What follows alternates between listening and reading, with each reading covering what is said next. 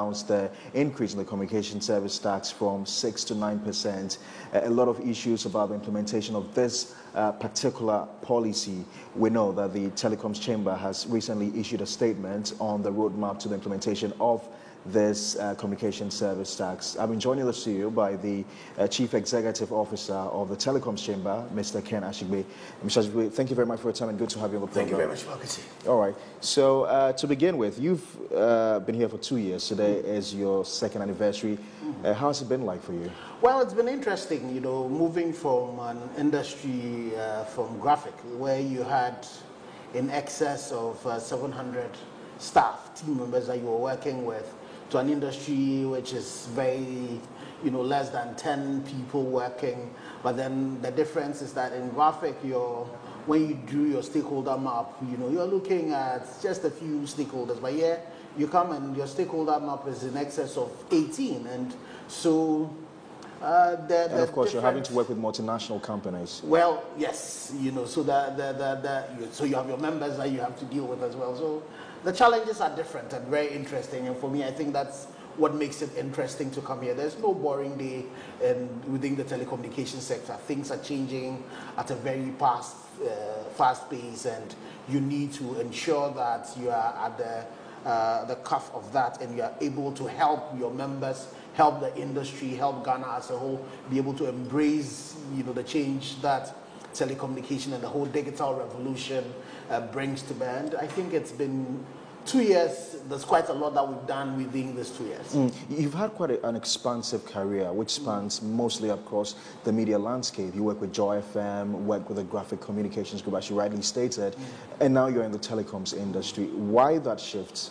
Well, you know, the interesting thing is that I went to school and studied electrical engineering. So I started my work, you know, working with one of the greatest contractors in Ghana, you know, Fanel, and I got my hands dirty, you know, doing actual engineering work, you know, building services, extending electricity and all of that before I, you know, stumbled into multimedia as their chief technology officer, then became general manager of Joy FM, then had to go to OMP and worked with OMP, Metro TV for a while, and then came back to Multi TV again, and then found myself in graphic.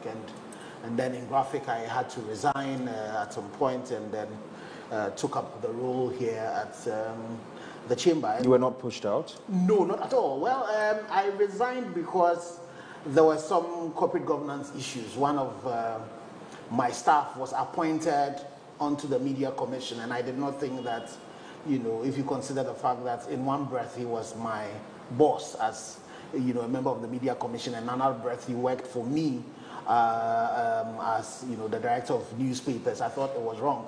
My board agreed with me, and we wrote to the NMC, but the NMC said the appointment was made by another person. And I thought that in life it's important that you take some principled decisions. So it's purely based on principle? Yes, and that's what I stated in my resignation letter to the NMC, that I was leaving really based on principle, because I thought there were conflicts of interest issues that could arise, and I didn't want that to happen. So I left, and fortunately then Kweku Sechiado had also joined the NCA as board chairperson, so could not, you know, keep on the role, and so then I applied, and, you know, the members of the chamber found me. You applied, or it was handed over to you? Well, I applied. You know, at some point I was told, when I expressed interest, I was asked to send in my CV. So I'm pretty sure they did a headhunt, you know, and so then I went through an interview. I remember the interview quite well, and I was then appointed as chief executive of the chamber. The Telecoms Chamber, like you rightly said, which was first handled by Kweku Sechiado, a man you've worked with for many years now. Yes. You had to fill in his shoes.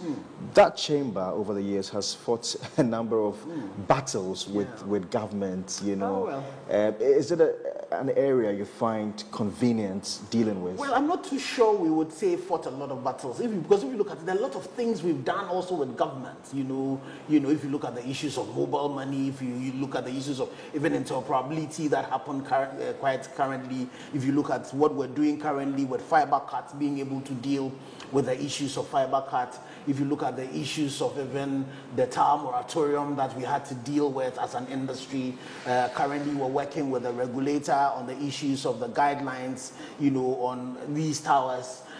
We're engaging government on this ECOWAS roaming. So there's a lot of things that we do together. As an industry organization, we focus on a lot more of advocacy. We work on how to help shape policy, help look at regulations. And so I would say that there's been a lot more work that we have done with government than fight. And I think that for my predecessor, up to this particular point, that's how it has been. And, as we speak now, we're working with the NCA on this fiber cut issue. We've been working with the Bank of Ghana. We've been working with GIPS.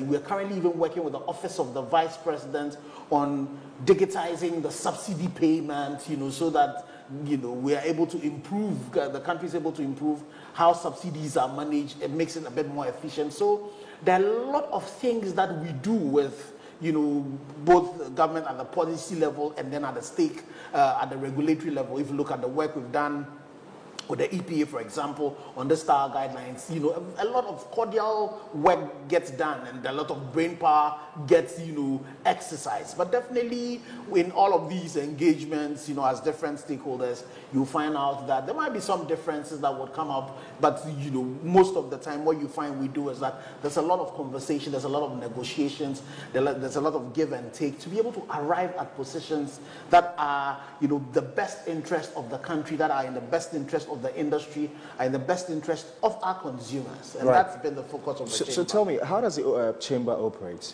So the chamber operates, it's a member organization made up of all the telcos. So currently we have 6 members because there's been some mergers and some of people like Expresso still have left. So you have the MTN, Vodafone, Airtel Tigo. Then you have American Towers, you have Eaton, and then you have Helios Towers. Glow is not a member of the chamber yet. Why is that so? Well, because you see, it's a member organization. It's not mandatory for various organizations. But there are other organizations that we're talking to, because as a chamber itself, we look at the fact that the telecommunication industry is expanding. So there are conversations with other facets of the whole ecosystem to also join the chamber, so that we are able to do a lot more of this advocacy and to be able to help improve the ecosystem as a whole and be able to improve Ghana. Because for me, I think that the digital gap is definitely a developmental gap, and it offers an opportunity for the country to be able to leapfrog this whole gap that we have. And if we are going to be able to achieve government's Ghana Beyond Aid agenda, one of the places where we have comparative and competitive advantage is in the telecommunications sector, and working with our members and then working with policymakers and working with regulators, we believe that we will be able to drive that change. So you're just talking about how the chamber operates. So you've got this number of members on the chamber. When an issue comes up, what happens? Apart from the members of the chamber, you have the executive committee of the chamber, you have the secretariat, and then you have the board made up of all the members who sits on the board. Then you also then have working groups that would take on, so an issue of taxation, for example. What would happen is that there's a taxation working group that would take up this issue, and then they would discuss it. So we would come to a consensus, and at the chamber level, it has to be consensus. So we agree a particular position, and then the secretariat, working with the chief executive, then would canvass that. So we do that because we don't want to run a big organization. So we use our members. So there's the tax, there's financial working group, there's the technical and technology working group, there's a regulatory working group, there's also the marketing and communication working groups, and they take particular issues and then they advocate for them. And then most of our engagement that we do, because it's a very small secretariat as well, you find out that when we go with our members, and it has to be all our members equally represented to be able to deal with issues. Let's talk about the challenges, the major challenges that confront the telecoms industry today. Generally, the telecommunication industry suffers this perception of the cash cow mentality, and so there's the tendency to constantly overtax the telecommunication industry. So, and this is a global phenomenon, and so you find out that in a lot more of where you get the telecommunication industry doing what it ought to do. And for me, I see the telecommunication industry rather as that workhorse that needs to be fed so that it will drag along, other industries for development. So if you take typically for us in Ghana, when you put all the taxes and the levies that we pay, we're doing about 44%. Which definitely, it's like we tax the industry. You mean it accounts for 44% of government revenue? No, the telecommunication industry about 10%. Right. But in terms of, the taxes that is on the industry, if you take all the various from the VAT cumulatively, that's it. And that's like taxing the sin industries. But this is an industry that should rather propel the country. So, but that's because you said that a lot of people believe the telecoms industry is a cash cow. Yes, and that perception really is working against the industry. That's why I see it as a challenge, and that's why for us as an industry, we want to engage a lot more with government, engage a lot more with other stakeholders to see how do we rather use the telecommunication industry to generate a lot more revenue. Government had been preaching the production rather than taxation. So we need to rather push a lot more of that, so that a typical example, and there's a paper that we've submitted to the Ministry of Finance ahead of the budget reading, looking at how do we digitize all people to government payment.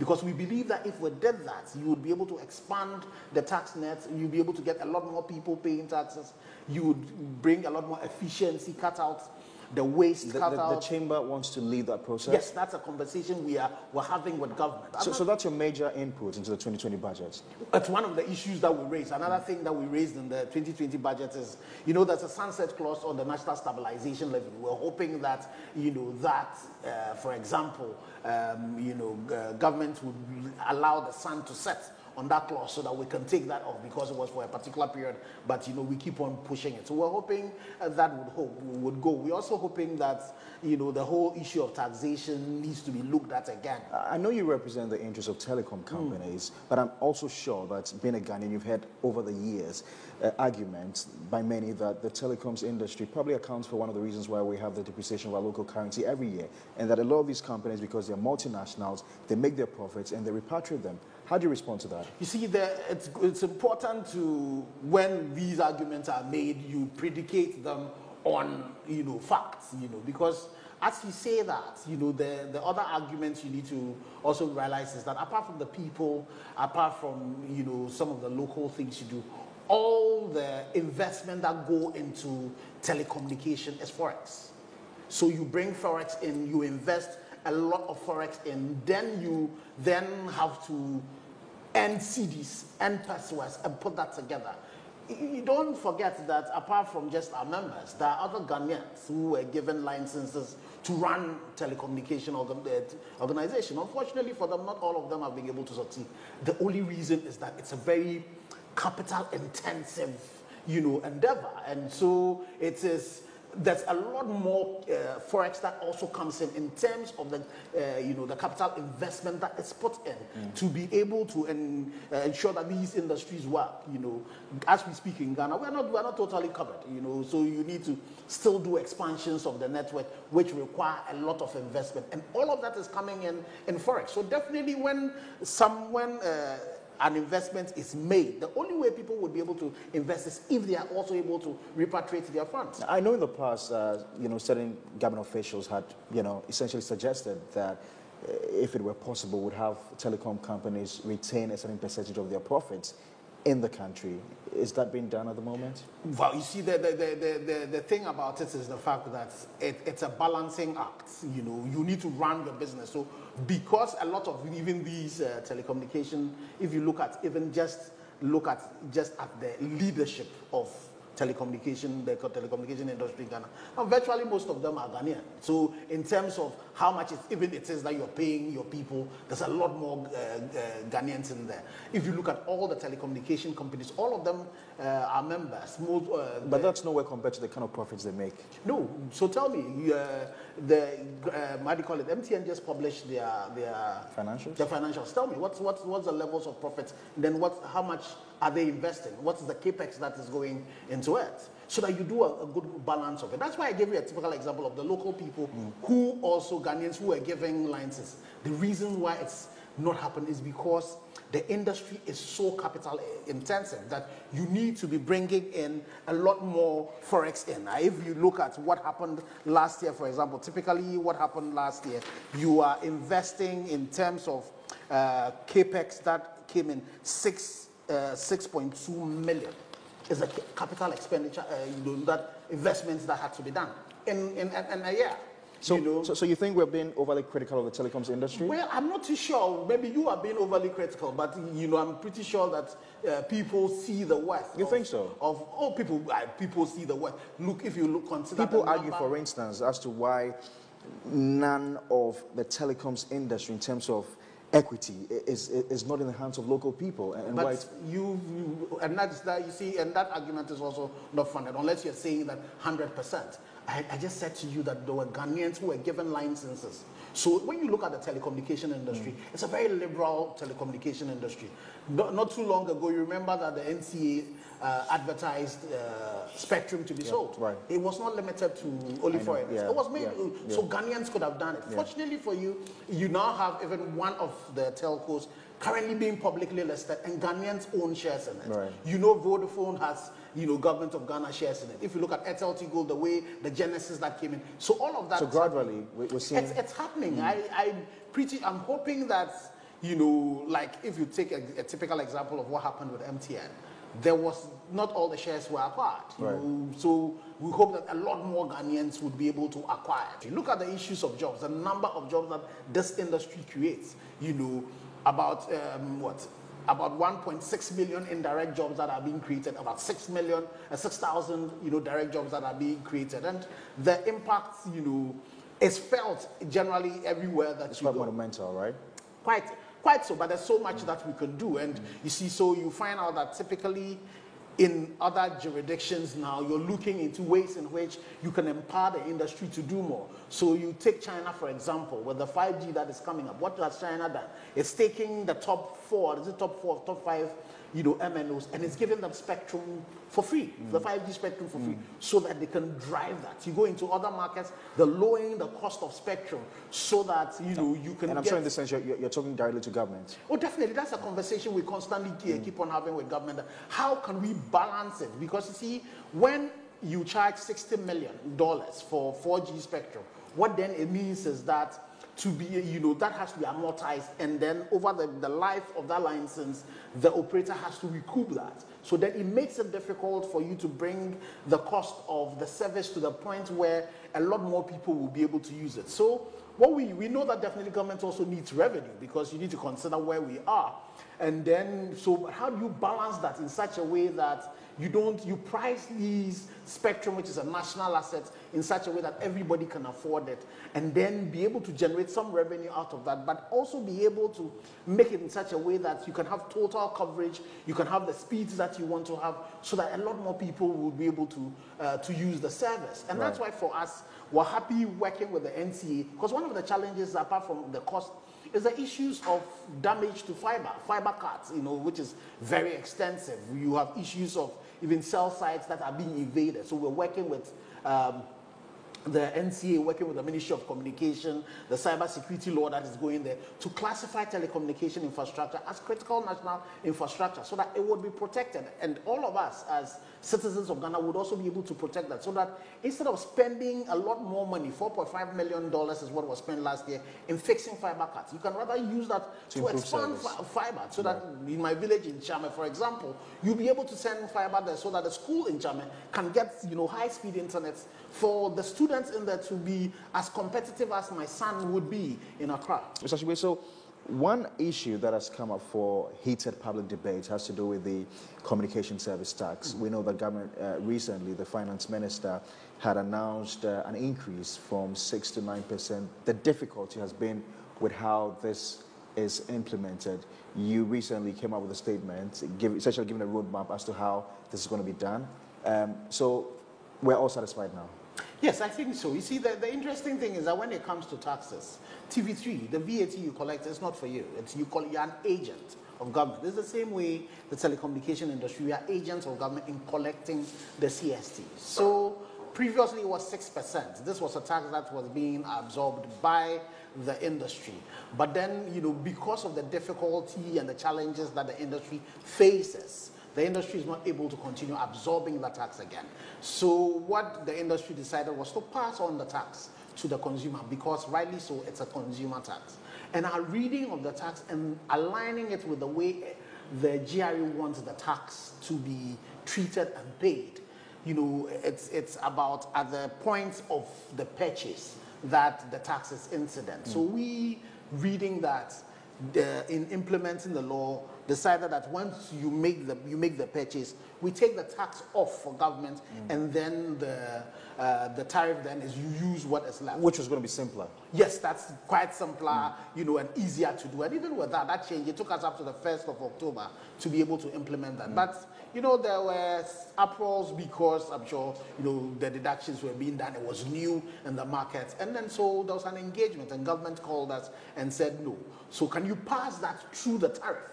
And the only thing is that because of the complexities that currently confronts the telecommunication industry, because you are giving people choices, the product is not the same, it's not vanilla anymore, people want to choose a mix. So there are various bundles. So you can decide that you want a lot more data, just a little SMS, a little voice. Somebody can decide that, you want to buy data. So there are various, over 200 products for each of their telcos. So what would have to happen now with this particular implementing it through the tariff is that you now need to take over 200 products. The commercial people will have to take it and then apply this. The incident of the 9% comes to 7% on the product. Apply the 7% on the various bundles, the over 200 ones. Once you're finished that, the technology team would then also have to take it and then apply that on the intelligent network. Then when all of that is done, you run all your tests, and make sure that there are no problems again with it. Then you need to come back to the various channels. People buy scratch cards, people buy vouchers, people would use mobile money, people would do transfers. Now the banks are you're able to buy your recharge using your bank account. So you need to now deal with all the various bank accounts. And so that's a lot of work. So in our conversation with the regulator, and he also understanding the work that had to be done, we were initially asking for a 3-month window to be able to do that. But then, with the regulator and the ministry, they said we needed to compress it because this needed to be done. So we had to then commit a lot more resources, both human, both more technology and time, to it to be able to crash that project and do it in 6 weeks. So by the 26th of November, we're expecting that all work on that will be done, so that then we'll be able to transist, and then so that when you buy, say, your 10 CDs again, your 70 pesos will not be taken upfront, but it would rather when you want to buy a bundle. That's so if you bought 10 CDs. Essentially, Mr. Shigbe, the value is the same, isn't it? Well, so the only thing is that it's now not going to be upfront. It's going to be over the period over which you use it. But you maintain that the initial approach, there was nothing illegal about it. No, there was nothing. Definitely, there was nothing illegal about it. The policy direction has been given by the ministry. Now the regulator has taken it up with various stakeholders, and we're discussing that to ensure that we can do this at optimally, so that the subscribers, the network operators, all are not overburdened, and we still are able to push the frontiers of our digitization. Because one of the things we need to, and most of the time people would want to raise the issue about the fact that you still can acquire a SIM card, with some of these agents and all of that, and there's a tendency to say, why don't you do it in brick and mortar? The jobs that are created in that space are also valuable for this country. So rather what you want to do is that, can you use technology in such a way that even when you're using these agents and all of that, you still would be able to do it. You walk now to Heathrow, right there at Heathrow. It would not be a Vodafone, shop, or you can still get an agent there where you would be able to buy. But the only thing that would happen is that there's a robust database that if you are asked for an ID, they will use that to do a validation before you. We need to get there, and I'm sure with the use of technology, with the way the NCA has started this already, bringing all stakeholders together and discussing how to do it, we'll be able to do this. And we, as the chamber, and our members, will bring also the knowledge that we have. And there's a lot of Ghanaian, knowledge within these sectors to be able to help all of us put it together. Elsewhere in other countries, there have been upheavals. People have demonstrated because of attempts by government to tax mobile money. There are hints that that could possibly happen here in Ghana. What are your own thoughts on that? Well, this is a conversation that we've constantly been having with government. So even the paper that we did, to government, our thoughts and what we have said based on empirical evidence. What have you said? Is that rather than tax mobile money, use mobile money to expand the tax net. Because you see, mobile money is just a form of payment. It's just like saying that.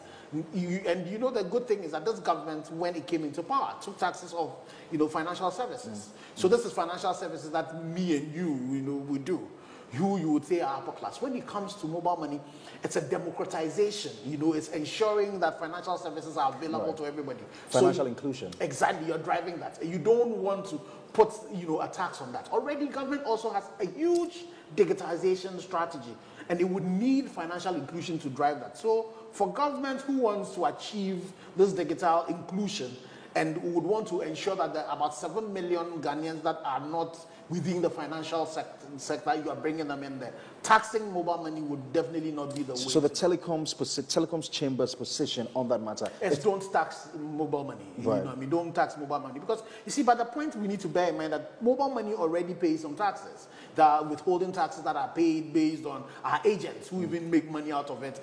There is, when profits are made by the operators, they also pay their taxes. But the mode of paying it, the transactions that people do, don't tax that. Some of the things that we need to do is we need to improve on the whole mobile money architecture so that we can separate the payments from the transfers, so that government then can have a lot more visibility to say who are being paid. Because you see, the interesting thing is that Ghana, we have, people would want to call it the informal sector, but you see, by the structure of our economy, that is also formal sector. The only thing we need to do is to formalize that kind of informal sector we have, so that there's a lot more visibility for the Minister for Finance. There's a lot more visibility for the Commissioner General of GRA, so that he knows the person who comes to solve this for me. When I am paying the person with mobile money, it should be a payment mode, so that when the person has to account for his taxes, it's clear. And if a lot of us can see that my neighbor is also paying the taxes, a lot more people will be willing to pay the taxes. We'll be able to increase how much cash comes in. We'll be able to achieve the Ghana Beyond Aid agenda, but we'll be able to lower the incidence of taxes. And you see, the more you lower the incidence of taxes, the more people would want to pay taxes. Right. And then, we'll be able to then develop our country without depending on people to bring in us money and then be able to start telling us how we ought to do our things. Like typically, like what is happening, with PDS. If it was not for the fact that Americans were bringing us money, we would be able to do it at our pace. And I'm happy the Minister of Finance is saying that now that the money is not in there, we'll sit there and do it rather as the way we do it as Ghanaians. And for me, I think that those are the things that technology can help us to do so that we can be our own persons. Right. Finally, Mr. Ashigbe, what would you say is the future of the telecoms industry? Well, I think the future of the telecom industry is very, very bright. There are new things that are coming there. The whole digital transformation that is coming, 5G is coming, the issue of artificial intelligence is coming, big data, all of that, it's coming. So we need to really empower our people with this. We need to ensure that a lot more people would be covered. We need to ensure that the whole country, would be able to get 4G, 5G everywhere. So we need to take all the bottlenecks that we currently have in terms of the multiple places where you need to get authorization, the challenges with the high incidence of taxation on the industry. We need to take all of this. But more importantly as well, we need to start producing our own content so that instead of constantly, when people complain about the fact that data is more expensive in Ghana than America, when somebody is in America, he wants to watch Netflix. They don't leave Ghana, they don't leave America to be able to do that. But for us, most of our content is out. So we need to also empower Ghanaians so that we can develop our own content, ensure that we host our own things here, so that when we have to do some of these things, the conversation is still amongst us. We use it. Then people can also come and take content from our place. The telecommunication industry, I will repeat again, it's not a cash cow. It's rather that workhorse that will be able to drag all of us together so that we'll be able to attain the vision that we have for ourselves to make Ghana. Mr. Kenneth Ashigbe, I'd like to say a big thank you to you. Thank you very much for your time. My pleasure. Thank you very much. Mr. Kenneth Ashigbe is the Chief Executive Officer of the Telecoms Chamber, helping us to understand happenings within the telecoms industry.